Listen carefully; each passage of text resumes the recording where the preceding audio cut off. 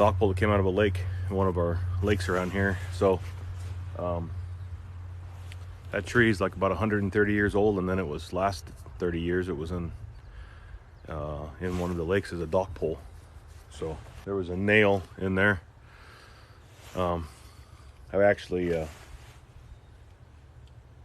have my carbide tip blades on today, so they're a little bit more forgiving, but that blade's pretty much done. It's cut 2 pieces of rebar and about 4 nails today. So, and I can tell by pushing it how hard it is to get through the wood, on if it needs to be changed or not.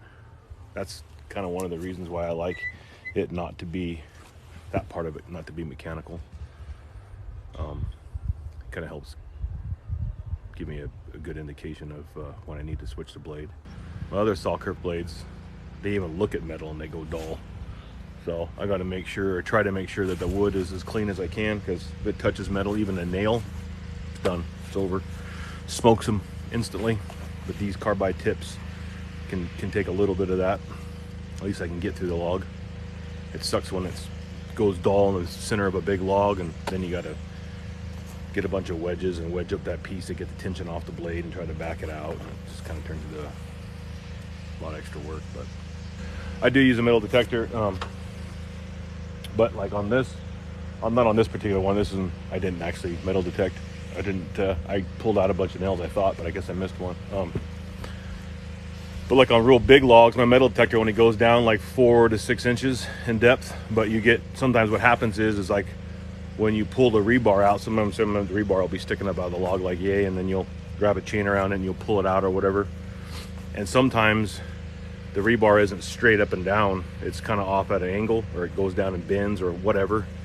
And so it'll pop off and you're like, oh cool, I got it. Well, it had broke off. And so there's a little piece in there that's, 12 inches, 14 inches down in the log that even the metal detector can't detect.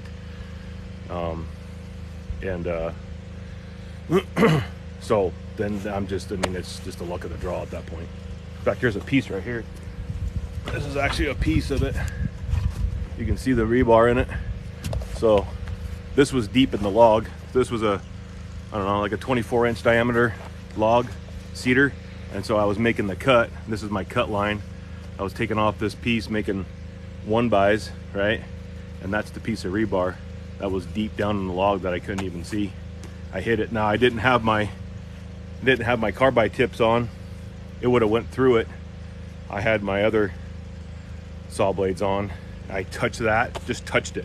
Tips are gone, toast. So that happened to me yesterday. Talk to y'all again soon.